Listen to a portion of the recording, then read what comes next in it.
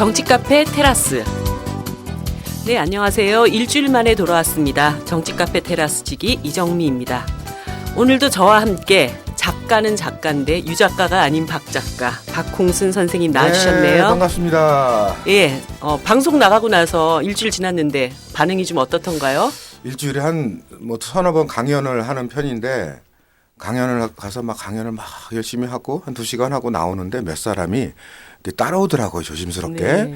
따라와서 저기요. 그래서 왜요? 그랬더니 혹시 그 카페 테라스에 나온 그분 맞으세요? 그래서 네, 그렇습니다. 왜 이렇게 조심스럽게 말하세요? 그러니까 괜히 조심스럽게 말해야 될 것 같아서요. 목소리로 듣던 인물과 실제 인물이 너무 그럴 수도 있죠. 오디오와 비디오의 현격한 차이에 의해서 받았던 충격일 수도 있겠죠. 네. 진중권 선생님께서 우리 카페 테라스에 대해서 본편보다는 재미있지 않지만 못지않게 재미있다 이런 평가를 해주셨는데 디스인지 칭찬인지는 두고 봐야 할 일이고 제가 잘 아는 술집이 있습니다. 저녁에 술 파는 걸로만 부족해서 점심을 같이 팔기 시작했는데 오히려 점심밥집이 더 잘 돼서 그 술집이 대박 났다는 네. 예. 정치 카페가 테라스 때문에 대박나는 그날을 우리가 기다리면서 테라스 영업 오늘 또 시작해 보겠습니다.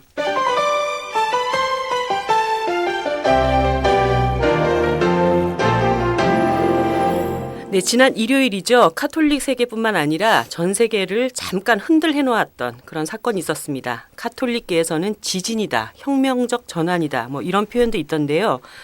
바티칸에서 열린 세계주교 대의원회의, 우리 신호드라고 얘기하죠. 3차 임시총회에서 교회가 동성애자와 이혼자, 결혼하지 않은 커플은 물론 이들의 아이들도 환대해야 한다며 기존 카톨릭 교회가 전통적으로 금기시해온 관계에 대해 포용적 결정을 할 것인가 그런 의제가 다뤄졌습니다.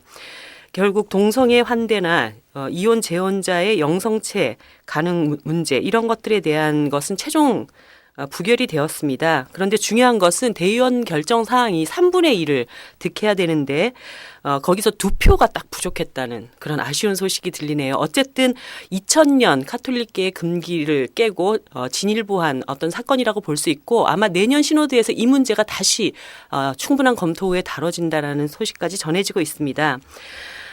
동성자를 포함해서 소위 정상가족의 틀에 벗어난 사람들에 대해서 완고한 입장을 취해왔던 이 카톨릭계의 변화, 우리 사회에는 어떤 영향을 미칠지 오늘 다뤄보고자 합니다. 오늘 게스트는 그래서 짝으로 모셨습니다. 작년 9월 7일이었죠. 세간의 주목 속에 세계에서 가장 당연한 결혼식을 당당하게 치르신 두 분입니다. 얼마 전에 원나잇 온리 영화 광고도 좀 해드려야 되겠습니다. 개봉을 하시고 대박은 나셨는지 모르겠는데 영화 감독 김조강수님과 영화 제작자 김승환 커플을 모셨습니다. 두 분 안녕하세요. 네, 안녕하세요. 네, 오랜만에 모십니다. 그러게요, 부 대표님 정말 오랜만입니다. 네, 미모는 여전하신 것 같으세요. 네, 사진을 통해서 제 미모는 확인하시는 걸로 하고 벌써 1년이 됐는데 네. 작년 9월 7일 청계광장에서 야외 결혼식을 하셨죠. 네. 1년 정도 되면 아직 깨볶는 신혼이라고 할 수 있나요? 어떠세요 요즘? 어때요? 저부터. 네, 깨를 벗고 있나요? 저는 사실 이렇게 결혼하기 전과 후가 큰 차이 없을 줄 알았었어요. 왜냐하면 이렇게 이미 그 전에 저희는 이제 법적으로 허가가 안 되다 보니까 동거를 오랫동안 했었기 때문에.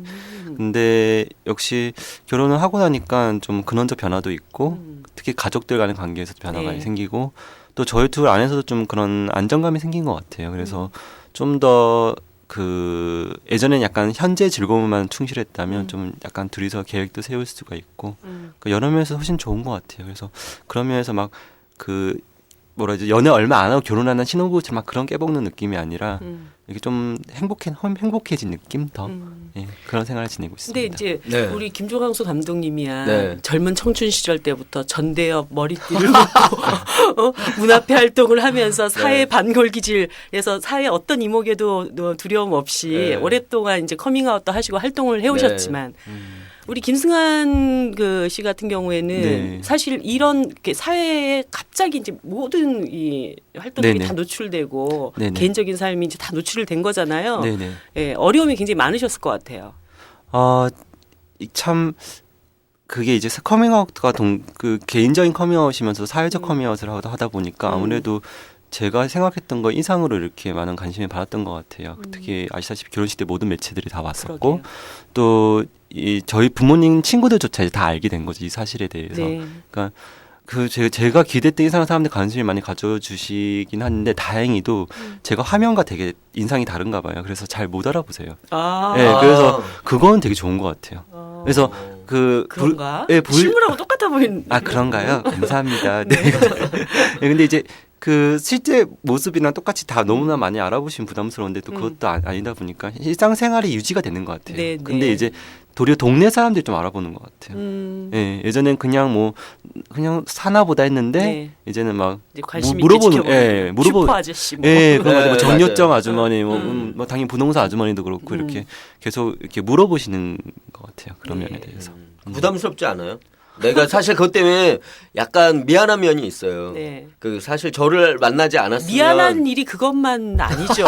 지금 김승환 씨한테.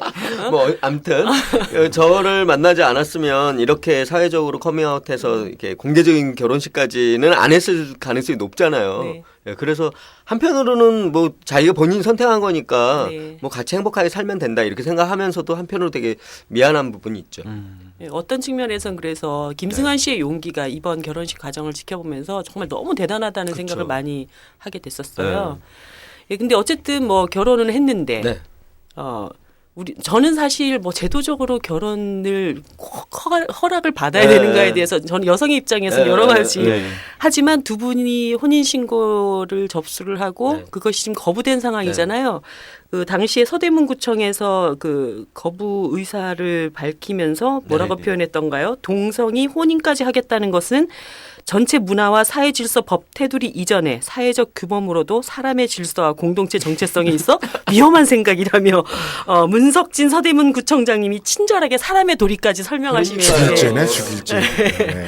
아 이분이 그런데 제1야당 소속이시네. 그러니까요. 민주당- 여당도 아니고 참. 예, 네. 예. 새정치연합 소속이신데 그러게요. 예, 그분이 그 보수적인 기독교 신자이신 네, 것 같아요. 네. 그래서 이 동성애와 관련된 그 건에서는 굉장히 보수적인 입장을 여러 번 밝히신 적이 있죠. 네, 네. 네, 아쉽죠. 네, 그래서 그 지난 부부의 날이었던가요? 네, 아, 네, 네. 이 5월 문제에 21일이요. 대해서 동성간 혼인신고 불수리 처분에 대한 불복 소송을 내셨습니다. 네. 네네. 예, 좀 가정에 대해서 청취자들께 소개를 좀 해주시죠. 네, 일단 소송을 서대문 구청에서 이제 혼인신고를 불수리하겠다라고 해서 반려했기 때문에 그 서울지방법원의 서부지방법원, 네, 서울에서 서부지방법원에 일단 소송을 제출한 상태고요.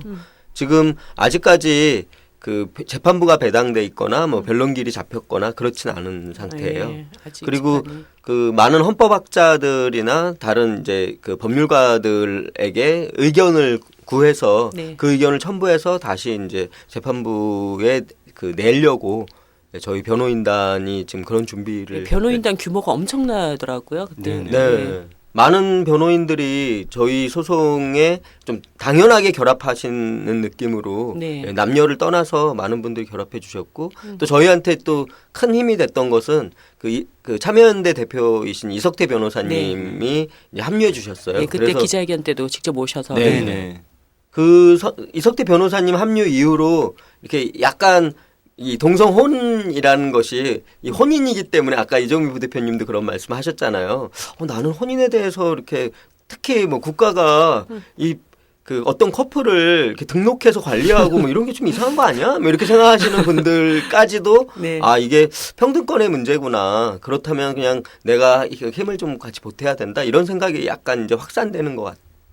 네네. 그리고 실제 저희 성소수자 안에서도 왜 굳이 결혼해야 되냐 이런 얘기가 많았거든요. 근데 네. 이제 요즘 좀 정리된 내용들이 결혼에 대한 거는 평등권의 문제인 거고 결혼 이외에 다른 사회적 제도의 결합 제도에 대한 욕망에 대한 건 사실 자유권의 영역인 거죠. 네, 그래서 네. 사실 다른 영역인데 그동안 제대로 논의된 게 없다 보니까 약간 좀 혼재돼 있었는데 요즘 좀 그게 좀 정리가 됐어요. 예. 그래도 여전히 네. 그 묻고 싶은 거는 결혼 제도 자체가 주는 이제 법적인 제재가 따르는 거니까 억압적인 성격이 있잖아요. 네. 그렇죠. 그래서 사실은 결혼을 통해서 법적 혼인을 하고자 하는 사람은 하고 그렇지 않고 또 있는 동성애만이 아니라 다양한 네네. 가족 형태들, 결합 형태들을 그냥 불이익 없이 다 인정하는 쪽으로 방향을 잡아야 맞는 거 아니냐. 근데 네네. 너무 동성애를 결혼 합법화 쪽으로 네. 이렇게 네네. 좀 이렇게 몰아간다고 할까? 이렇게 하나 이렇게 고정된 방향으로 네. 방향성을 제시하는 것 아니냐 이런 비판도 많은 것 같아요. 네네. 네. 근데 거기에 선생님 대해서는 어떻게 말씀하신 생각하세요? 네. 네. 선생님 말씀하신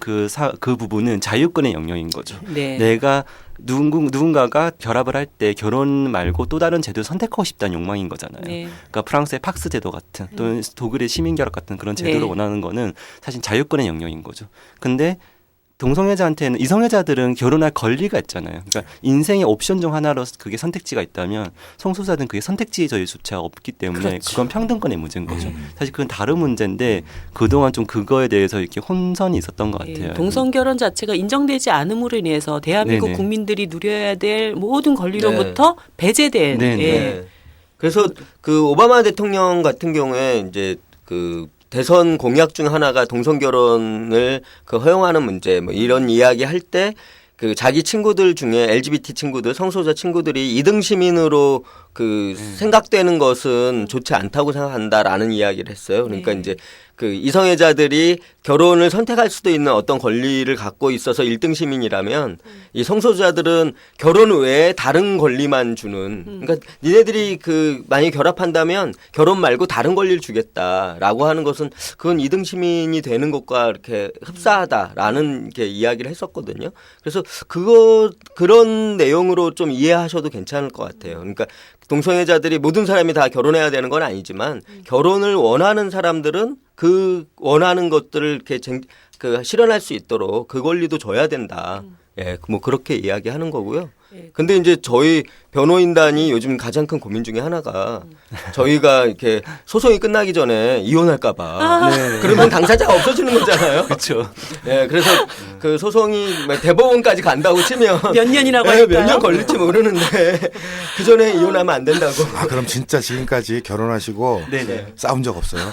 싸운 적이 왜 싸우죠. 없겠어요. 그렇죠, 싸우죠. 있죠. 예, 그럼요. 원래 이 결혼하고 1, 2년까지가 굉장히 위기잖아요. 그때를 네. 이제 잘 견디고 넘기는가 아닌가. 네. 예, 근데 저희는 그나마 다행인 것이 매일 한 30분 이상 이렇게 대화를 해요. 네. 그날 있었던 어떤 일들에 대해서 이야기하는데 그렇게 뭔가 이렇게 자기가 갖고 있을 수 있는 불만이든 뭐 이런 것들을 이야기할 수 있는 그 시간이 있기 때문에 그나마 이제 그 싸움이 커지진 않는 것 같아요. 현실적인 문제 하나 물어볼게요. 네. 결국 네. 이제 또 가정을 꾸리고 있다 보면 네. 가사노동은 어떻게 하나요? 많이들 물어보시더라고요. 그렇죠. 궁금해. 음. 막 김조광수 감독님이 승환 씨 자꾸 시키고 뭐 이럴까봐 사람들이 걱정해. 정말요? 근데 그렇구나. 저희가 둘 다 다행히 진짜 그 한여근성이 있어가지고 서로 밥하고 빨래하고 청소하고 되게 기뻐해요. 좋아해요? 그러니까 그게 상대를 위한 배려가 아니라 자기 만족이 있는 것 같아요.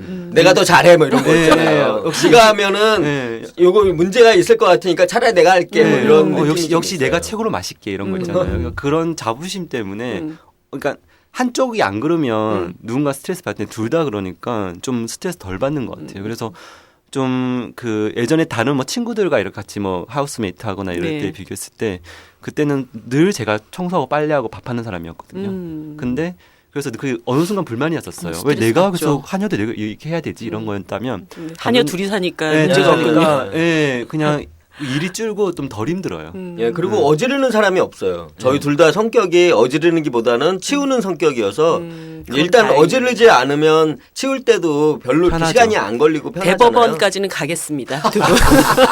그렇게 또 너무 깨끗해도 그것 때문에 피곤할 텐데요. 그러니까 이게 둘 다 깨끗하거나 둘 다 좀 지저분한 게 맞는 것 같아요. 네, 네. 맞아요. 예, 그러니까 저 맨날 이렇게 막 부모님들이나 어른들이 보면 사람은 반대로 만나서 된다는데 저는 다른 거보다도 생활 습관은 비슷한 사람이 좋은 것 같아요.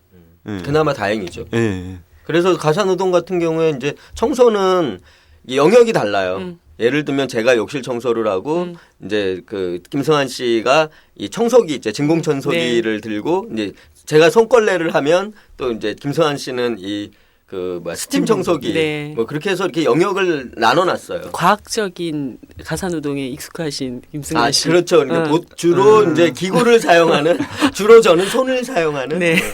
저는 두 분 본다 그래서 네. 좀 재밌는 생각을 해봤어요. 네. 특히 영화 감독이시니까 네.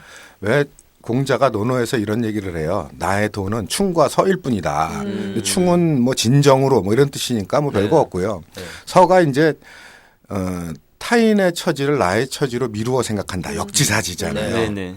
그래서 이제 우리 사회에서 동성애 결혼을 인정하지 않는 이제 방식으로 그동안 쭉 왔었는데 네. 그럼 역지사지로 네. 네네. 우리 사회에 네. 대부분이 다수가 동성애자고 네네. 이성애자가 소수인 사회라면은 네네. 이거 영화적 상상력을 발휘했을 때 어떤 에피소드가 있을까? 그 겪어보셨잖아요. 네. 그 동성애자로서 많이 겪어보셨을 테니까 네네. 이성애자들이 소수일 때 우리 사회에서 네. 네네. 어떤 에피소드가 난감한 상황들이 벌어질까요? 네, 이제 이성애자들이 이제 소수가 되면 네. 이성애자들이 사춘기를 겪을 때, 어머 나 이성애자야 어떡하면 좋아, 말해서 왜 나는 이성을 좋아하는 거야, 하면서 고민에 빠지겠죠. 동성이 아니고. 예, 그러면은 이제 동성 친구들이 너 왜 그래? 그러면 어머 나 이성이 좋아지기 시작했어. 그러면 어머 더러워 왜 이니? 어머 어떻게 그럴 수가 있니? 뭐 너 그러면 애기도 낳을 수도 있어. 하면서 어머 애도 낳을 수도 있어. 어머 애기를 그냥 우리가 그 인류를 보존하기 위해서 낳는 것과 너처럼 그 상대를 원해서 섹스를 해서 애기를 낳는 거 정말 다른 거란다. 그래서 어머 안 됐다 얘 말하면서 위로해주고 뭐 이런 상황이 오겠죠. 네. 그리고 부모님한테도 이제 말 못할 거 아니에요. 그렇죠. 부모님 저 사실 그 이성애자인 것 같아요. 이게 얼마나 힘들겠어요. 그 말하는 게. 그렇죠. 네. 그럼 부모들이 막 걱정하고 네, 부모 어머 우리 애가 이성애자래요 말하면서 아니 막 우리가 걱정하고. 너를 어떻게 키웠는데 네가 이성애자니 이렇게 말씀하실 거 아니에요. 그 눈먼 자들의 도시 같은 그런 영화들이 네. 있잖아요. 특정한 네네. 상황을 설정한. 네. 네네. 그 여성계에서는 이갈리아의 딸들이라고 네. 그런 책이 또 있어요. 아, 맞아요. 예. 그런 영화를 한번 이렇게 만드는 것도 재밌는 발상일 것 네. 같아요. 네. 아 근데 실제로 그 미국에서는 이렇게 그 모 게이 캠페인에서 이렇게 네. 그 어떤 남자애가 네. 밥을 먹고 있어요. 앞에 누군가랑 같이. 네. 근데 그게 알고 보니까 게이 부모님이고 이 친구가 이렇게 이제 청소년인데 되게 뜸들이다. 엄마 아빠 아빠 저 할 말 있어요 하다가 되게 한참 후에 저 사실 이성애자인 것 같아 했는데 그 게이 부모님들이 그냥 아빠. 말없이 밥만 먹어요. 네, 근데 그 캠페인이 되게 재밌어가지고 되게 네. 한때 화제가 됐었어요. 아니 제가 얼마 네. 전에 어떤 과학자의 실험 얘기를 들었는데요. 네. 그러니까 자기가 자기 손을 꼬집었을 때 그리고 다른 사람이 네. 꼬집히는 장면을 보았을 때 그 인간의 뇌의 특정 부위가 활성화되는 게 똑같대요. 네. 그러니까 결국 나의 고통과 남의 고통을 동일시 여길 수 있는 그런 공감의 능력이 인간에게 있다. 네네. 그런 것을 증명을 해냈더라고요. 네네. 사실 사회가 인간의 본성, 사람된 도리를 제대로 지키며 살려면 나와 당신이 다르지 않고 하는 그러니까요. 이런 공감의 능력이 더 커져야 될 텐데요. 일단 그 약간 법적인 문제를 들어서서 네. 어쨌든 지금 소송 중이시잖아요. 그리고 네. 두 분이 뭐 가사노동 과정에서 큰 충돌이 없다고 하시니까 대법원 네. 소송까지는 충분히 부부관계를 유지하실 수 있을 거라고 보여지는데 네. 도대체 그 우리나라의 어떤 법 제도가 이 동성 결혼 자체를 인정할 수 없는 근거라고 주장을 하는지 네. 그리고 그것의 허점이 무엇이고 그래서 동성 결혼을 합법화해야 된다라고 생각하는 어떤 주장의 근거는 뭔지 이런 얘기를 조금 네. 더 들어볼까요? 일단 우리나라 법 안에 그러니까 결혼은 이성 간에만 할 수 있는 결합이다라는 조항이 있진 않아요. 그러니까 미국 같은 경우에 작년에 이제 그 조항을 위헌 판결했잖아요. 결혼이 결혼 남녀 간의 결합이다라고 이렇게 정확히 써 있기 때문에 그 부분에 대해서는 위헌이다라고 이제 연방 대법원에서 판결을 내렸었는데 우리나라 민법이나 헌법 어디에도 네. 결혼이 남녀 간의 결합이다라고 이렇게 써 있지는 않은데 네. 근데 이제 단지 이제 그 보수적인 법률학자분들이 이 동성 결혼이 우리나라 그 법률 안에서 허용되지 않는다라고 주장할 때 이제 얘기하는 근거는 양성평등을 기초로 한다. 그러니까 헌법에 이제 양성평등을 기초로 한다라는 조항과 민법의 부부라는 네네. 단어. 그러니까 지아비부, 지어미부를 써서 부부란 뭐 이렇게 이야기할 때 그 부부가 어차피 그 한자어가 양성 다른 성을 이야기하는 것이다라고 이제 확대 해석하는 경우는 있는 거죠. 근데 이제 저희가 이제 주장하는 것은 일단 양성평등을 기초로 한다는 것이 그 양성이 꼭 결합해야 된다라고 정확히 이야기한 것이 아니다. 그리고 동성 부부를 허용한다 그래서 이것이 양성 평등을 위반하거나 해치거나 이런 것은 아니지 않나요? 네. 예, 그런 식으로 해서 이제 저희는 그 부분에 대해서 확대 해석을 하면 안 된다라고 조금 주장하는 것이고요. 그리고 이제 그 부부라는 이 단어는 그때 민법을 만들 때 그 네. 한자 중심이었고 그때는 동성 부부가 생각을 생길 거라고 못했겠죠? 예. 네. 생각을 못했기 때문에 그런 그 한자어를 쓴 것이지 그 부부가 꼭 동성은 안 되고 이성간이어야만 한다라고 규정하기 위해서 일부러 그렇게 쓴 것은 아니기 때문에 그때는 아예 생각을 그러니까 배제하려고 했던 게 아니라 아예 맞아요. 생각을 못 했던 거죠. 네, 예. 네, 네. 그렇기 때문에 저희는 그 우리나라 법 체계 안에서 동성 부부를 그 허용하지 않아야 된다, 네. 금한다라고 정확하게 써 있는 것은 아니기 때문에 예, 좀 긍정적이고 진보적으로 해석해야 한다라고 주장하는 거죠. 근데 또 특히 이렇게 양성평등이라는 그 단어가 그 법조문에 들어가게 된 계기 중 하나가 어쨌든 그 당시 워낙 남녀 예. 차별, 남녀가 그렇죠. 평등한 구조가 아니었었잖아요. 네. 부부임에도 불구하고. 네. 그러면서 이렇게 그 양 배우자 간에 서로 평등한 관계를 유지해야 된다는 의미에서 넣은 건데 사실 지금 여전히 주류 법학계에서는 양성에 집중하고 있는 거고 네. 저는 이 평등이라는 평등. 관점에 집중을 하고 있는 거죠. 그러니까 그런 법조문들도 다 사회적인 변화를 반영해 그렇죠. 가면서 개정되어 가는 것이기 때문에 네네. 그게 무슨 불문율처럼 적용돼야 된다든가 이렇게 볼 수는 네네. 없는 것 같아요. 네네. 예. 근데 저희가 좀 걱정하는 것은 이제 대법원의 대법관의 구성이 사실 이제 이명박 박근혜 정부 이렇게 들어오면서 네. 굉장히 보수적인 그 구성으로 변화했잖아요. 네네. 그래서 이제 혹시나 이제 법관들이 약간 진보적인 그 결정을 안 해주시고 보수적인 결정을 하실까봐 걱정은 하고 있는데 근데 이제 그 법률가 입장에서는 이게 보수 진보를 떠나서 법률가 입장에서 그 이 동성혼에 대해서 판결할 때는 저는 법률가라면 그냥 평등권이나 뭐 이 자유권이나 행복추구권이나 이 헌법에 보장된 국민으로서의 당연한 권리들이 있기 때문에 네. 좀 전향적인 판결을 해주지 않을까 뭐 기대는 그렇게 하고 있어요. 제가 이제 이 동성 간의 어떤 결혼이 합법화돼야 된다는 것을 뒷받침해 줄 수 있는 헌법을 막 찾다 보니까 네.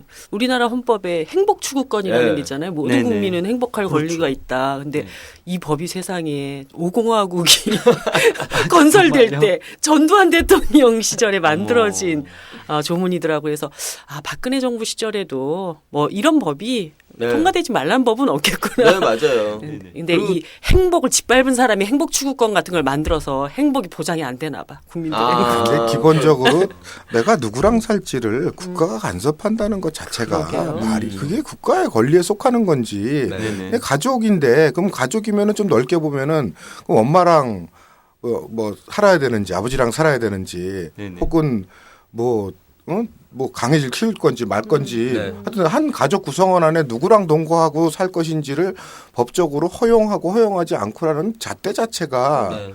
이거는 상식적으로 말이 안 되는 일일 수도 있을 것 같아요. 네, 그래서 저는 좀 조금 더 전향적으로 간다고 하면 저는 이제 이 혼인과 관련해서도 지금은 사실 그 신고제라고는 돼 있지만 사실 허가제잖아요. 네. 신고하면 그것을 허가하는. 그래서 저는 그 저희 결혼을 둘러싸고 이렇게 많이 논란이 생길 텐데 그래서 사람들의 고민이 거기까지 갔으면 좋겠어요. 실제로 신고제로 전환될 필요가 있는 것 같아요. 그래서 누가 누구랑 같이 살면서 우리가 가족이라고 이렇게 등록할 때 그 등록하는 이 신고하는 사람의 의향을 그대로 그 정부가 보장해주고 그것을 통해서 정부는 그럼 뭘 도와줄 것인가를 고민하게 만드는 쪽으로 네. 예, 이렇게 바뀌는 것이 타당하지 않나 싶어요. 그 우리 사회에 이제 이 동성애 결혼에 대해서 합법화 해야 네. 된다라는 이 흐름이 좀 전 사회적으로 어떤 변화를 가져올 수 있을지 우리 박훈 선생님 얘기를 좀 잠깐 네. 들어보고 싶어요. 네. 저는 이제 이런 생각을 해봐요. 우리 사회에서는 소수라는 개념에 대한 편견이 굉장히 심한 것 같아요. 이게 네. 좀 폭넓게 보면은 네. 동성애자만이 아니라 뭐 정치적으로도 우리는 흔히 다수결 민주주의 절차의 문제점을 보완하기 위해서 소수 의견을 존중한다 이렇게 말하지만 그 소수 의견 존중이라는 걸 그냥 막연하게 인정해 뭐 이렇게 그냥 막연한 태도 문제로 보잖아요. 네. 그게 아니라 사실은 소수가 다수와 동일한 기회를 누리는 것이 소수 의견을 존중하는 것이고 그거는 법적 제도적으로 사실 뒷받침이 네. 돼야 되잖아요. 네, 네. 근데 우리는 그냥 소수를 그냥 수적 소수 그냥 그들을 마음으로 존중하는 정도 이상의 권리나 기회를 보장하는 것 같진 않아요. 네. 그래서 동성애자 법적 혼인이라는 것이 단순하게 동성애자들만의 문제가 아니라 우리 사회가 가지고 있는 소수 혹은 소수자에 대한 태도, 네. 기본적인 마인드나 관점, 문화 아니면 법적 제도적인 요소들까지 포함해 가지고 그 전체에 파급시킬 수 있는 영향이 되게 크다. 그래서 두 분의 시도가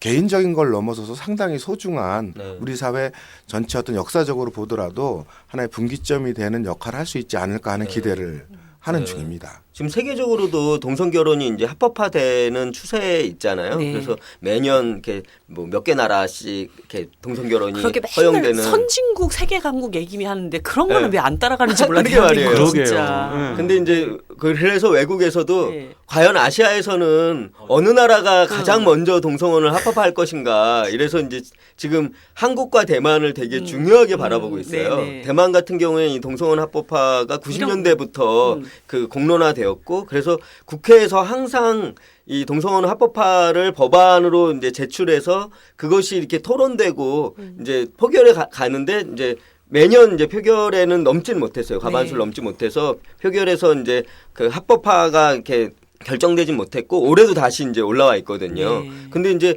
대만 같은 경우에는 보수적인 기독교 신자들이 많지가 않아요. 일단 기독교 신자 자체가 적고 그 중에서도 보수적인 신자들이 적다 보니까 사회적인 이 반대 여론이 많지가 않은 거죠. 그리고 대만은 그 국회의원의 40% 정도가 여성이래요. 네.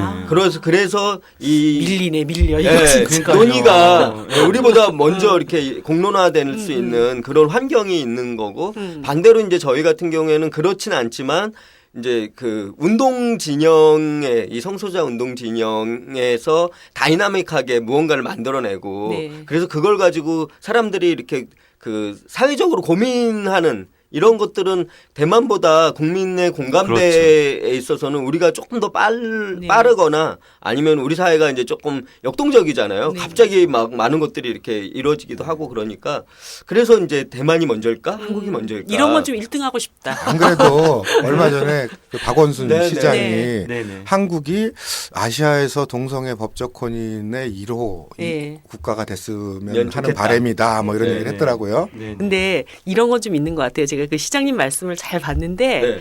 그래서 좀 내가 이렇게 어떻게 하겠다라는 얘기를 정치인들이 직접 하기는 정말 부담스러운가 봐요. 그렇죠. 그러니까 네. 시민사회에서 좀 더 그런 움직임들을 더 더 열심히 열심히 해라. 해줬으면 좋겠다. 이렇게 아쉽더라고요. 아, 근데 이런 건 있었어요. 저도 그 인터뷰 비슷한 걸 보면서 네네. 그 박원순 시장님이 이런 얘기를 하더라고요.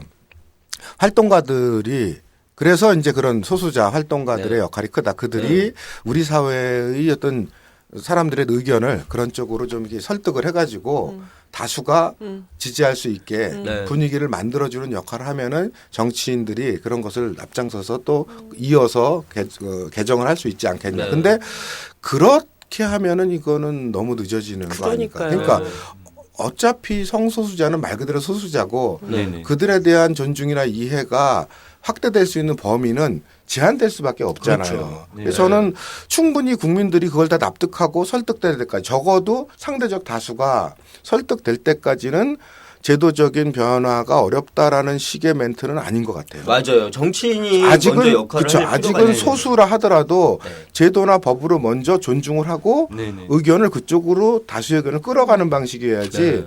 선 다수 의견 네. 후 제도 변화 진정 용기 있는 정치인이 그건 단 말이 한 명 안 되는 것 없는가? 같아요. 지금 네. 진짜 용기 있게 이재명 부대표님이 아, 다음 총선에서 그러게요. 꼭 저를 네. 오히려 네. 정치인의 역할이 앞장서 가지고 뭘 하는 거지 사람들이 다 생각 바뀌고 뒤따라간다면 그건 꽁무니 따라다니는 게 그러니까요. 아닌가. 네. 예. 예. 조금 뭐 다른 주제일 수도 있는데 네. 이제 두 분이 지금 1년 되셨잖아요. 이렇게 같이 살면서 우리도 아이가 좀 있으면 어떨까 이런 생각 해보셨는지 이런. 근데 그것도 예. 제가 이렇게 인터뷰를 찾아보니까 네. 김조광 선생님이 어디 인터뷰에서 그런 얘기를 했더라고요. 네. 나이도 많이 들었고 그것도 아이도 내가 별로 좋아하는 편이 아니라서 입양 계획은 없다. 네. 그런 인터뷰 하셨더라고요. 그 저는 좀 그런 왜 생각이 아직 있어요. 창창한 나이인데? 창창한 나이인가요? 예. 저 이제 그 한국 나이로 올해 50인데 만약에 이제 갓난쟁이를 인생 절반밖에 안 사는 만약에 100세 이제 시대야.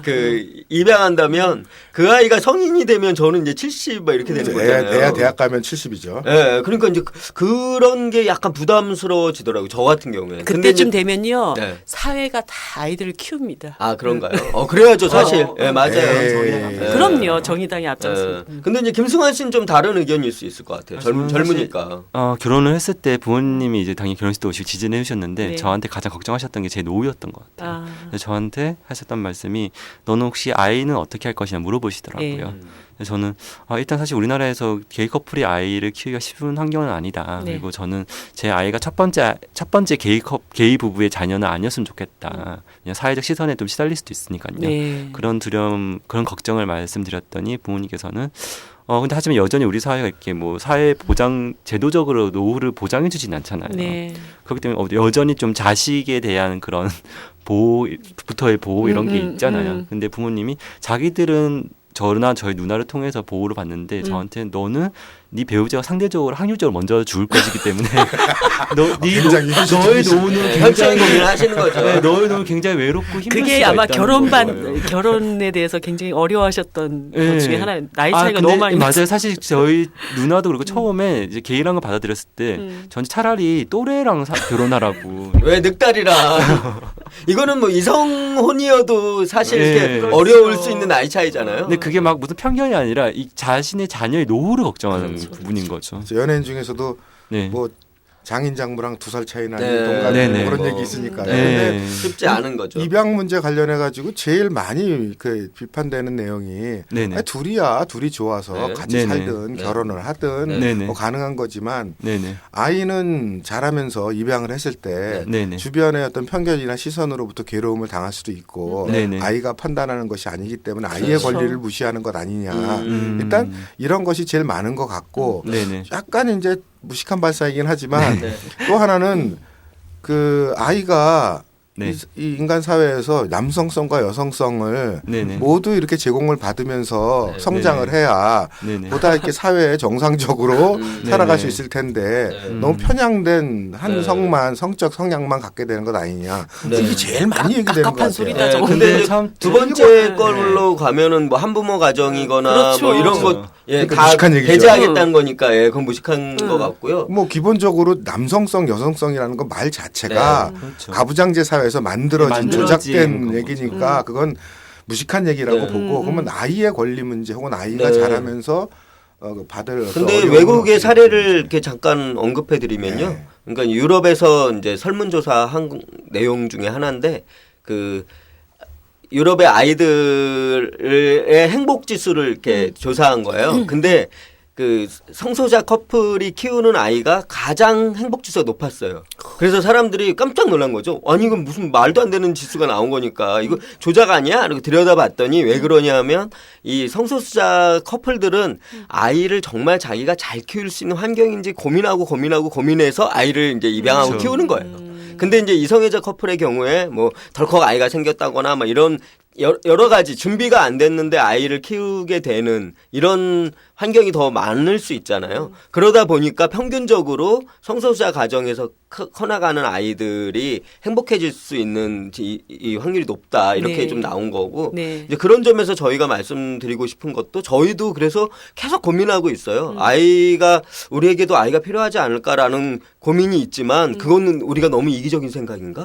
우리 아이가 받을 수 있는 사회적인 차별이나 뭐 이런 것들까지도 고민하고 우리가 정말 그 아이를 잘 키우는 환경을 갖추고 있는가? 그렇죠. 예를 들면 우리는 직업이 이제 그 영화하는 사람들이기 때문에 이 출퇴근이 명확하지가 않아요. 그러다 보니까 출퇴근이 명확한 사람보다는 아이한테 사랑을 베풀어줄 가능성이 좀 높지가 않은 것 같고 뭐 이런 것들 여러 가지를 다 고민해서 저희가 그럼에도 불구하고 우리는 아이를 잘 키울 수 있겠다라고 생각이 들면 아이를 입양할 수도 있는 거죠. 그래서 저는 성소수자 커플이 아이를 그 키우는 것에 대해서 그렇게 다른 사람이 걱정하는 만큼 우리 성소수자들이 그 바보들이 아니다. 그렇기 때문에 허용해 준다 해도 그 허용해 준다 그래서 다 막 그 너나 없이 갑자기 막 아이를 키울 것이 아니기 때문에 저는 그런 고민들은 그렇게까지 많이 안 하셔도 되지 않을까. 정말 조금 더 원론적인 얘기를 하자면 사실 그 사람들이 막 얘기하자 이기적인 거라고 돈 게이 커플이나 레즈비언 커플 아이를 가지는 것에 대해서 왜냐하면 사회적 차별을 받을 것이기 때문에 근데 그거는 사회의 문제인 거죠 사실은. 예. 그러니까 사회로 인해서 아이가 이런 고통을 받을 수 있으니까 아예 갖지를 말라. 이거는 사실은 논리적으로 모순인 거죠. 그렇죠. 폭력인 거죠. 네. 차별이고 거죠. 뭔가. 그래서 저도 그런 생각을 해봐요. 예를 들어서 예전에 방송인 그 허수경 씨가 네. 남편 없이 네. 그 시험관 아기로 진짜 아이를 네. 가졌잖아요. 그랬죠. 그래서 아, 다음번에 지금 꼭 모셔야 키우잖아요. 되겠네. 그거를 그럼 방송인이 뭐니 이미 다 기사가 나와 있으니까 아이가 자라면서 그 기사를 아이도 볼 거고 그렇죠. 그 아이의 주변 애들도 볼 네. 거 아니에요. 그러면은 주변 사람들이 아니 니네 엄마는 아빠도 없이 그냥 어디서 정자 기증 받아서 넌 안 거래. 넌 기증정자야. 막 놀릴 수 있잖아요. 네. 그러면 그렇게 놀림을 받을 수 있기 때문에 아예 그런 시험관하기 제도를 금지시킬 거냐. 네. 사실 그런 거에 대해서 우리는 답을 해야 된다고 네. 보거든요. 그러니까 주변의 시선과 편견은 아까 말씀하셨듯이 그런 편견이 잘못된 거고 사회가 네. 잘못된 거지 그것 때문에 금지할 이유는 되지 않는 것 같다. 예, 저도 이제 똑같은 얘기인데 그런 것이 예상된다 그래서 못하게 하는 것이 문제가 아니고 그것이 예상된다면 그 부분을 해결하기 위해서 더 먼저 고민하고 이렇게 앞서야 되는 거죠. 그래서 저는 앞뒤가 너무 잘못된 얘기를 가지고 그 사람들이 어떤 편견을 갖고 우리를 바라보고 있는 우리는 거. 그게 너무 심한 것 같아요. 맞아요. 이 가족 개념 자체가 네. 사회적 개념이 아니라 진짜 철저하게 이 폐쇄적인. 핏줄 예. 생물학적 개념으로 똘똘 뭉쳐있어서 아니 국내 입양도 제대로 안 돼서요. 저는 그럼요. 외국 얘기 보고 깜짝 놀랐어요. 네네. 미국이나 유럽 특히 유럽 같은 데는 고아원이 거의 없대요. 그래서 나는 고아가 없나 그랬더니 그게 아니래요. 고아는 우리나라처럼 발생을 하는데 문제는 고아가 발생하는 수보다 입양 대기자 숫자가 몇 배가 많은 많대요. 거죠. 그래서 기다린대요. 막 1년도 기다리고 2년도 기다리다가 안 나오면은 나 그럼 해외 입양도 상관없다. 그래서 가는 게 한국 아이들이라고 그렇죠. 하더라고요. 미국에만 몇십만 명, 네. 유럽도 주요 국가에 한 10,000명씩 가 있다고 네네. 하더라고요. 네네. 그러니까 그렇게 하면서 우리나라에서 아이를 보호하지 못해가지고 외국으로 보내면서 네네. 우리나라 내부에는 입양 절차를 이것저것 굉장히 까다롭게 심지어 그 동성애 부부만이 아니라 그 결혼 안 하면 일부 일처로 미혼모에 대한 왜 차별도 법적 굉장히 혼인을 안 하면 심하죠. 그것도 안 되더라고요. 네. 네네. 그러니까 그렇게 왜 까다로운 절차를 만들어 놓는지도 사실은 이해는 안 가요. 네. 네. 그러니까 이 두 분 얘기를 듣다 보면은 우리나라의 이 사회제도가 고스란히 다 드러나거든요. 네. 우리 승한 씨가 노후 문제 고민하는 거. 그다음에 근데 저 정말 두려워요, 사실. 입양을 해서 그 아이를 어떻게 이 네. 바쁜 두 부부가 일하는 맞벌이 부부가 그죠, 아이를 맞벌이 부부죠. 어떻게 키워야 하는지 보육 네. 문제 네. 고스란히 다 있는 네. 문제들이네요, 네. 진짜. 네. 아, 정말. 아무튼 그래도 뭐 입양 얘기는 또 산 넘어 산입니다. 두 네. 분이 일단 결혼 관계가 합법화가 돼야 네. 되고. 일단 그거 네, 합법화 되기 전에 저희가 아이를 가졌을 아. 경우에 이렇게 둘 중에 한 사람만 친권을 가질 수가 있겠죠. 그러니까요. 넘어야 될 산이 아주 많지만 예. 네. 우리 즐거운 마음으로 그럼요. 예, 같이 넘고 있어요. 네. 네. 그러면 우리 이제 그 다음 얘기로는 아니 저것도 한번 네. 잠깐 확인해 봤으면 좋겠는데 제가 네. 예전에 20대 후반인가 책을 읽다가 그때는 아직 저도 이제 무슨 사회학 공부를 하고 인문학 공부를 하지만 그때는 동성애가 이렇게 주요 관심사가 그렇죠. 아니었거든요. 네. 근데 어떤 외국 저자의 책을 읽다 보니까 성을 6개로 구별하더라고요. 남성, 여성, 그다음에 남성을 좋아하는 남성, 여성을 좋아하는 여성, 그다음에 나머지 2개가 남성 여성을 동시에 좋아하는 남성, 네. 남성 여성을 동시에 동시에 좋아하는 좋아하는 여성. 여성. 그래서 네. 6개로 구분하는 게 맞다. 네. 공식적으로. 그래서 네네. 남성 여성이란 말을 아예 쓰지 네. 않고 네네. 열어두는 게 맞다. 이런 얘기를 보고 네네. 그 당시로서는 좀 이렇게 약간의 네. 충격이 있었어요. 네네. 그래서 이 동성애가 이제 우리 사회에서는 되게 뜨거운데 예전에 어떤 분이 그것도 뭐 연예계에 계신 예, 분이 양성애자라고 커밍아웃을 하신 하셨더라고요. 네네. 근데 동성애자보다 어떤 면에서는 양성애자가 더 불리한 처지에서 그렇죠. 차별받는 것 같아요. 네. 동성애자는 차라리 동성애 개념은 어느 정도 우리 네네. 사회에서 다는 아니지만 조금 네. 인정되고 있잖아요. 네. 그게 네네. 법적으로 제도적으로 인정해 줄 거냐 문제가 네네. 남아 있는 거고. 네. 네네. 근데 양성애라는 거는 개념적 정의 자체가 인정이 잘 안 되는 네, 거예요. 아직까지는 마치 그렇죠. 무슨 동성애자는 순수성이 있지만 네, 양성애자는 괴물. 예, 박쥐처럼. 예. 성적인 어떤 욕망 덩어리지. 예, 이게 예, 여기 갔다 저기 갔다 그러니까요. 욕심을 누리고자 하는 거지. 그게 네. 무슨 정체성이냐. 네. 그 규정에서부터 아예 차별을 받는 게 아니냐. 예, 그런 부분이 있는 것 같아요. 그래서 양성애자분들이 훨씬 소수자고 이 숫자로도 소수자예요. 그러니까 이성애자, 동성애자 그리고 이제 동성애자보다 적은 게 이제 양성애자거든요. 예, 그래서 이 성적 이렇게 숫자로도 소수자면서 이제 정확한 개념 자체가 이렇게 사람들에게 확실하게 이제 인식이 안 돼 있기 때문에 아니 그냥 한쪽을 선택해라라고 강요받기 일수인 거죠. 그래서 이성애자들한테도 동성애자들한테서도 양쪽으로부터 이렇게 환영받지 못하는 어떤 존재처럼 비춰지기도 하기 때문에 양성애자들의 단체 같은 것들도 이렇게 쉽게 구성되기 어려워요. 예, 그리고 이제 그분들은 이제 커밍아웃 했을 때도 이제 받아들이는 사람들이 이를테면 이제 그 양쪽 성에 대한 이제 그게 지향이 있는 거잖아요. 그러니까 아 지금은 네가 동성을 좋아하더라도 언젠가 다시 이성애자가 될 수도 있으니까 그런 확률을 기대하면서 이성애자로 다시 전환할 것을 강요받기 일수예요. 그 왜 그 각 네. 개인들의 성에 대해서 칸막이를 그렇게 딱딱하게 그러니까요. 쳐놓고 맞아요. 아니 그 제가 얼마 전에 기사에 보니까 작년에 이제 독일의 경우에는 네. 예. 아이가 태어나면 우리나라는 호적 신고를 딱 할 때 그렇죠. 이제 딸을 낳았다 남자, 아들을 예. 낳았다 바로 신고를 하게 돼 있잖아요. 근데 여기서 이제 작년 11월 달에 네. 독일에서는 아이를 낳았을 때 성별란을 비워두게 한대요. 제 그리고 3의 나중에 성을. 아이가 선택할 스스로 자기의 네. 성을 선택할 수 있도록. 네. 그러니까 네. 이거는 이제 나는 처음에 이성애자인 줄 알았다가 나중에 동성애자인 줄 네. 알았다가 근데 네. 나중에 보니까 둘 다를 좋아할 그렇죠. 그럴 수도 있죠. 그러니까 그럴 수 있는 네. 것들이 그것이 스스로 판별되기까지는 여러 가지 사회적 네. 경험이라든가 자기의 어떤 개인적인 경험들이 이렇게 종합이 돼야 네. 되는 네, 것인데 네. 그거를 딱 한 마기를 쳐가지고 맞아요. 네. 근데 이런 거에 대한 검토도 필요하지 않을까요? 동성애자에 대한 개념이나 관계를 인정하는 것을 넘어서서 법적인 혼인까지 이제 인정한다 그럴 때 양성애자의 법적 혼인은 좀 또 다른 문제가 생겨요.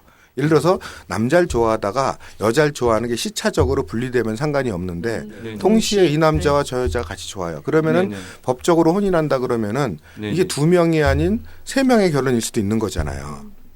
아, 남남녀 중혼을 그렇죠, 그렇죠. 근데 그런 게 그거는 성립할 이제 수 있나? 예, 그건 중혼의 문제니까 좀 다른 문제 다른 같아요. 문제인 이렇게 것 같아요. 양성애자들의 법적 그 혼인은 동성혼하고 그냥 같이 보시면 될 것 같아요. 왜냐하면 왜냐면 이성에 대한 이성과 결합할 때는 그냥 이성의 혼인이니까 아무 문제가 없고, 근데 이제 이 양성애자가 동성에게 끌리고 동성과 혼인하겠다고 하면 이 부분은 동성혼 문제이기 때문에 저는 이제 양성애자들의 혼인 문제는 동성혼 합법화랑 그냥 일맥상통하게 가면 된다. 예, 그리고 이제 중혼이나 이 다양한 이 그 가족 구성에 대해서는 조금 더 논의가 필요하겠죠. 그때는 뭐 결혼 제도 자체가 완전히 개념이 네, 완전히 달라지는 달라지는 거니까. 네. 그러면은 이 양성애자들과도 연대가 있나요? 저희가 이제 LGBT 뭐 혹은 LGBTAIQ 그래서 그 레즈비언, 게이, 바이섹슈얼, 트랜스젠더 요 이제 LGBT를 성소수자를 부르는 좀 국제적인 이제 단어잖아요. 그 안에 이제 바이섹슈얼이 들어 있고 그렇기 때문에 큰 틀에서 이렇게 같이 함께 할 수 있는 이렇게 많은 자리들은 있어요. 그런데 이제 아까도 말씀드렸지만 이 바이섹슈얼의 경우, 양성애자의 경우에 자기를 드러내는 게 훨씬 어렵고 그러다 보니까 단체를 만들기도 어려운 거죠. 네. 그래서 이렇게 주변에 양성애자들이 있는데 이제 그 양성애자들이 자기가 양성애자라고 말 이렇게 못하죠. 말하기가 쉽지가 않아요. 그래서 특히나 이제 동성애자들 같은 경우 양성애자들을 바라보는 좀 잘못된 시선을 갖고 있는 분들이 니네 때문에 우리가 그 이성애로 전환될 수 있다. 얘 옛날에 동성애자라고 그러다가 지금 봐 이성애자로 잘 살잖아. 니네도 그럴 수 있어라고 이제 이성애자들이 우리를 공격하기 쉬워진다. 그렇죠. 니네 때문에 뭐 자신들이 이렇게 그들이 이렇게. 이용하는 사례 중 하나가 되는 거죠. 근데 이제 그거는 그 자기 차별만 보고 다른 사람의 차별이나 이런 것들은 못 보는 네. 거니까 폭넓게 다시 잘 바라봐야죠. 그러니까 근데 진짜 독일에 지금 이번에 바뀐 법의 예를 말씀하셨듯이 진짜 사실 과거 인디언들은 이렇게 청소년기 때 이렇게 가족을 떠나서 자연으로 네. 돌려보내서 네. 한 3년 정도 그 자연 속에서 자신의 자아를 찾아서 돌아왔다 하더라고요. 돌아왔을 이름도 때 새로 짓잖아. 네, 맞아요. 자기 이름도 그러니까 새로 짓고 그리고 자신이 남성인데 여성을 좋아할 수도 있고 남성을 좋아할 수도 있잖아요. 이제 이거에 대해서 자기는 이렇게 정립했다. 잘못됐다고 왔을 때 그냥 그거에 대해 인정해주고 환영을 했다는 네. 거죠. 근데 그런 게 도리어 좀 그 근대 와서 후퇴하지 않았나 생각은 들더라고요. 그런 개념들이. 그게 다 자본주의가 이렇게 정착되면서 네. 그 국가가 관리하기 국가 편하게 만들어지고 제도 만들어지고 네, 그렇죠. 어떤 것이 정상이고 어떤 네, 것은 네, 비정상이고 이런 맞아요, 것들이 맞아요. 그러니까 아까 이성애자 양성애자 얘기 잠깐 하셨는데 사실 이제 이 성소수자들 안에서도 또 그 안에서의 어떤 계층적인 네. 이렇게 차별 뭐 네. 이런 것들도 또 존재하는 것 같아요. 네. 사회적 시선은 특히나 더 그런데 네. 예를 들어서 김수현 작가가 인생은 아름다워. 정말 전 그 드라마 너무 네. 좋아했는데 거기에 네. 이제 소위 게이 커플들 네. 나오면서 또 두 분 이런 이제 커밍아웃 있으시고 이러면서 사람들이 약간 게이 커플에 대해서는 그나마 좀 많이 관대해진 네. 느낌은 제가 이렇게 요즘 받아요. 네. 근데 네. 오히려 뭐 레즈비언 장국영 커플 팬이 많잖아요. 또. 그렇죠. 그렇죠. 예. 그러니까 이 레즈비언 커플 그다음에 아까 얘기했던 네, 양성애자 뭐 이런 게 또 부분으로 가게 되면은 또 기존의 어떤 그 시선들이 네. 훨씬 더 나쁜 경우들도 있고 이런 게 차이들 예, 이게 양성평등하고 이렇게 음. 같이 가는 것 같아요. 예를 들면 그 양성평등이 정확하게 안 돼 있어서 이를테면 남성이 여성보다 훨씬 우월적 지위를 갖고 있는 게 현실이잖아요. 네. 그 경제적인 것도 마찬가지고. 그래서 뉴욕 같은 경우에는 게이 커플이 제일 잘 살아요. 네. 그 다음이 이성의 커플이에요. 돈 잘 버는 두 남자들이 만나서 그러니까요. 가정을 이루면서 그러니까 평균적으로 네. 남자들이 제일 돈 잘 버니까 그 다음에 이성의 커플이고 그 다음에 이제 레즈비언 커플이겠죠. 근데 그 레즈비언 중에서도 예를 들면은 백인이 아닌 흑인 뭐 흑인이거나 아니면 흑인보다 더 못한 그 소수 인종이거나 이러면은 훨씬 더 어렵겠죠. 근데 이런 것들이 사회적인 불평등과 맥락을 같이 한다. 그러니까 우리 사회도 그럴 가능성이 높은 거죠. 예를 들면 이주 여성인데 네. 레즈비언이다. 얼마나 살기 어렵겠어요. 예, 그러니까 이 동성애 문제가 이렇게 표면에서 드러나지면 아까 말씀하신 것처럼 우리 사회의 여러 가지 모습들을 그 안에서 다 볼 수가 있는. 예. 그래서 동성애를 통해서 사회의 이 불평등 문제가 해소되는 그런 쪽으로 좀 그 바라보시고 기능하게 해줬으면 좋겠다. 그런 생각이 들어요. 세월호 문제 하나를 가지고 우리 사회의 온갖 치부와 구조적인 문제들이 그렇죠. 그걸 들쳤더니 네, 그냥 네, 와구락을 네, 나오듯이 맞아요. 동성애자 혹은 성적 소수자 문제 하나만 슬쩍 들쳐도 네. 우리 사회가 가지고 있는 온갖 부조리나 이런 것들이 드러나는 것 같아요. 네. 네. 네, 그 깊이를 얼마나 잘 파고 들어가느냐에 따라 또 사회가 변화의 가능성이 커지고 작아지고 이럴 수 있을 네. 것 같다는 생각도 드네요. 예, 그 마지막으로 우리나라 이제 성전환 허용 기준 네. 우리가 사실 이제 성소수자라고 하는 것은 너무 강보면 여러 가지 갈래들의 얘기들이 많이 있는데 그 중에서 하나만 요것만 네. 오늘 좀 마지막으로 어차피 얘기를 해보고 LGBT 그러면 그러게요. 동성애, 양성애, 예. 트랜스젠더. 네, 트랜스젠더까지니까요. 예, 그리고 무성애. 무성애자. 네. 무성애. 예. 실제로 아니 그러니까 사람의 자기 성애를 본인의 얘기를 하신 거예요. 아니 이제 무성애로 이렇게 정확하게 인식되나요? 저 이정희 자꾸 대표님은? 그런 식으로 몰아가지 마세요. 근데 이제 진짜 말씀하신 것처럼 사람의 성애는 60억 명이 있으면 그러니까요. 그냥 60억 개의 네. 성정체성이 네. 있다고 네. 봐야 되는데 네. 그것을 몇 가지로 자꾸 맞아요, 규정지으려 하다 맞아요. 보니까 사람 머리가 복잡해지는 맞아요. 것 같아요. 예. 그래서 어쨌든 간에 이제 성전환에 대한 네.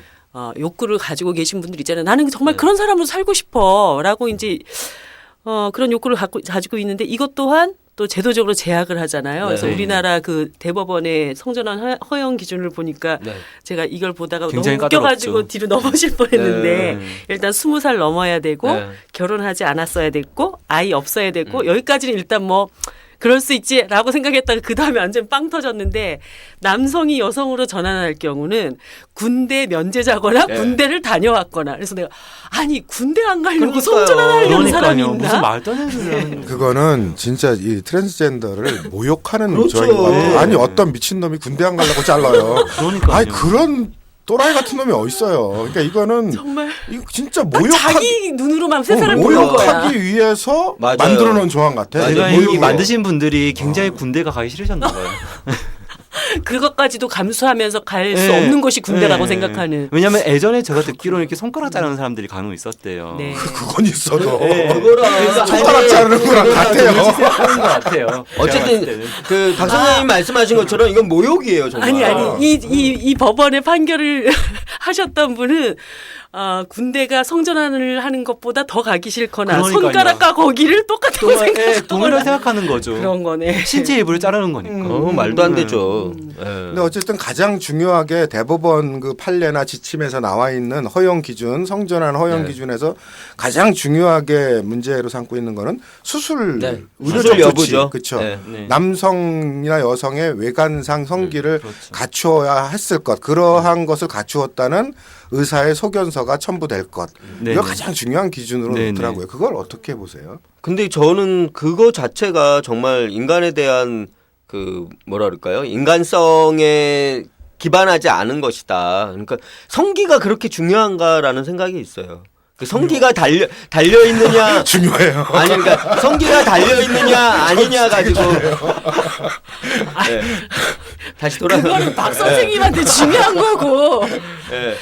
누군가에게 중요하겠죠. 네. 네. 근데 이 성기가 중요한 것도 인정해 뭐 주자고요. 이성애자인 저에게도 중요합니다. 네, 그거는 사람에 따라 다르다며요. 네, 아니. 근데 이제 성기가 달려있느냐 아니냐 가지고 어떤 성기를 갖고 있느냐 가지고 그 사람의 성을 국가가 판단하겠다라고 하는 거잖아요. 그래서 저는 그거는 그 개인이 정말 절박한 어떤 개인의 그 결정을 국가가 존중하지 않는 거라고 생각하고 사실 그 성전환 수술이라고 하는 것이 얼마나 위험하고 그리고 얼마나 돈이 많이 필요하고 여러 가지 것들을 고려해야만 되는데 그것과 상관없이 자기 생각에 만약에 성을 바꾼다고 하면 당연히 성기부터 바꿔야지라고 생각한 성기 중심의 정말 사고잖아요. 예, 그래서 저는 그것에 대해서는 그 판례를 고민하는 법관들이나 아니면 입법을 하고 있는 이 국회의원들이 정말 너무 그 지엽적인 자기중심적이고 정말 성기중심적인 사고를 하고 있구나. 예, 그거는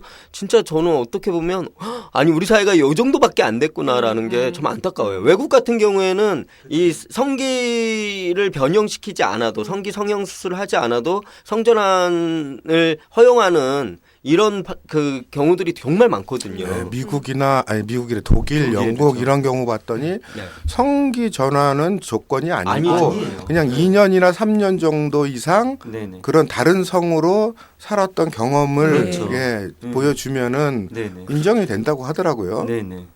근데 올해 3월인가 보니까 네. 우리나라 울산지방법원에서도 네네. 어떤 분이 이제 여성에서 남성으로 성전을 하는데 외부 성기를 남성의 외부 성기를 갖지 않았다 하더라도 그 너무 위험성이 있다. 비용도 많이 들지만 그럼요. 수술 자체가 생명의 맞아요. 위험성이 있기 때문에 그걸 수술을 요구하는 거는 그 행복추구권을 위반하는 거다. 그래서 말씀은 실제로 이게 너무나 비용이 많이 들고 위험한 수술이다 보니까 할 수 있는 숫자도 너무 제한적이고요. 네. 설사 수술을 했다 하더라도 이후에 이제 그 트랜스젠더 대다수들이 수술하면 자기가 마치 완전한 여성으로서 완전한 남성으로서 그 삶을 되게 잘 살 수 있게 생각하는데 사실 막상 현실이 그렇지 않잖아요. 예. 그러니까 도리어 좌절감에 부딪혀 자살도 굉장히 많이 하세요. 예. 그러니까 이런 국가에서 이런 식으로 트랜스젠더 수술에 대해서 제약, 그 전성전환에 대한 이렇게 제약을 두는 것 자체가 가능하면 이거를 허용 안 하겠다는 의지의 표현인 것 같거든요. 그러니까 그 성전환자 혹은 트랜스젠더에 대한 개념이 사실은 따지고 보면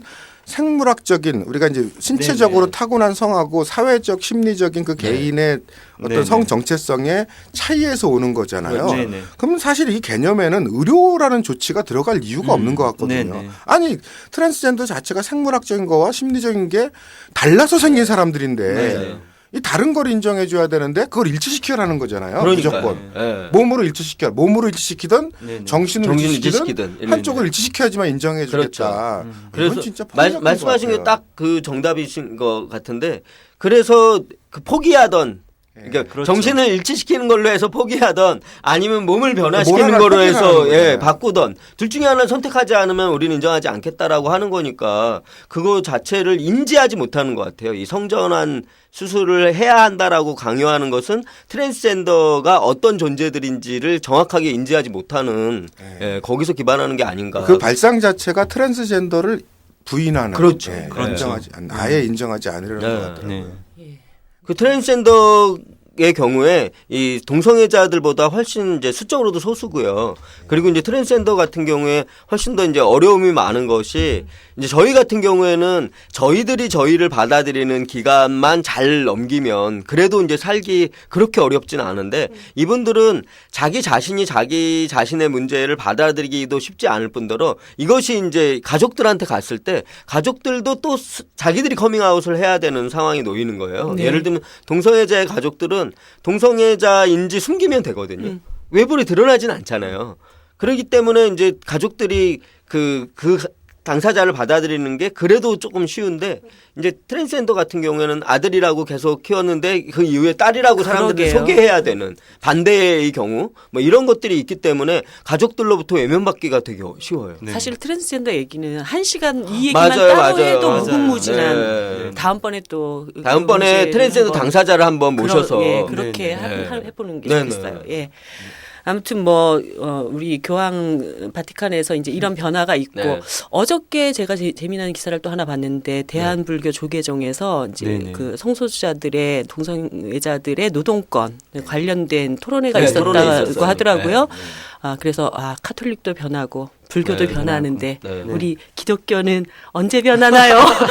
응답하라 기독교? 네. 그런 생각을 좀 했습니다. 어쨌든 네. 이제 이런 사회적인 변화의 흐름 속에 또 앞서서 노력하고 계신 두 분 여기까지 1시간 동안 또 얘기를 나눠왔는데요. 네. 이제 좀 마무리를 해야 될 것 같아요. 그래서 오늘 그 동성 결혼의 합법화 문제를 중심으로 좀 얘기를 했는데 우리 박 선생님 청취자들께 좀 이 문제에 대해서 어떻게 얘기를 좀 해주시고 두 분 특별히 또 대한민국 국민들께 이런 것만은 꼭 당신들께 얘기하고 싶소 네. 하는 거 한 가지씩 말씀하는 걸로. 예. 예, 한국 사회를 규정할 때 이 보수 세력들이 제일 강조하는 게 자유 세력이다. 자유주의고 자유 진영이다. 이런 얘기를 하잖아요.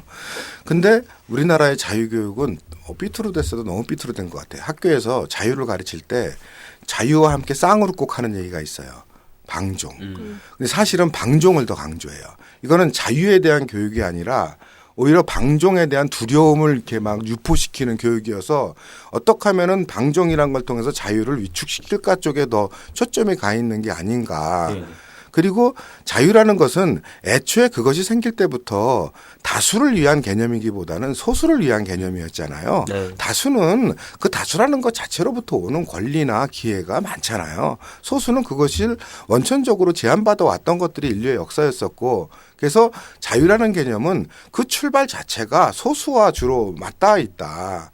그래서 우리가 정말 우리 사회를 자유라는 말로 칭할 수 있으려면은 소수자의 자유에 대해서 보다 진지한 고민과 성찰이 있을 때만 우리는 부끄럽지 않게 한국을 자유국가다라고 말할 수 있는 것이 아닌가. 그리고 교육에서도 사실은 그 자유의 그 가치 자체에 대한 제대로 된 교육이 지금부터라도 있어야지 균형 있는 시각을 갖지 않을까 이런 생각을 해봅니다. 네. 감독님. 네.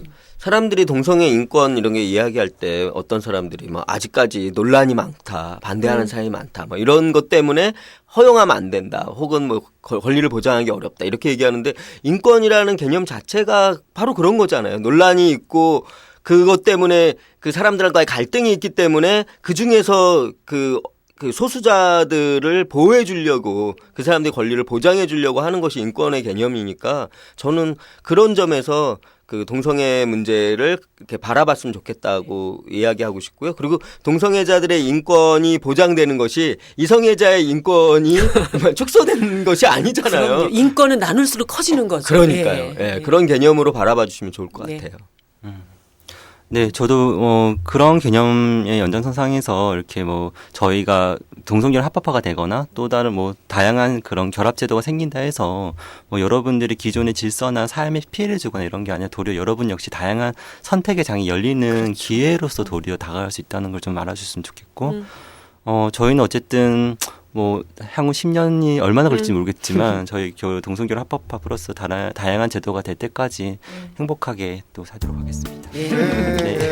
우리 좀 대만 좀 이겨봐요. 그러게요. 대만 이기는 걸로. 네. 맞아. 네. 아 그리고 네. 그 이 테라스가 네. 그 라디오 스타처럼 네. 네. 네. 사실 라디오스타와 무릎팍도사가 네네. 라디오스타가 보면 무릎팍도사의 무슨 서브처럼 프로그램이죠. 인식됐는데 나중에 보니까 라디오스타가 살아남았잖아요. 그렇죠. 네. 그래서 테라스가 정의당 팟캐스트의 라디오스타가 되기를 응원하겠습니다. 아유, 감사합니다. 네, 오늘 두 분 너무 감사합니다. 네. 이것으로 일단 오늘 카페 테라스 영업 마치고요. 다음 주에 또 찾아뵙겠습니다. 네, 고맙습니다.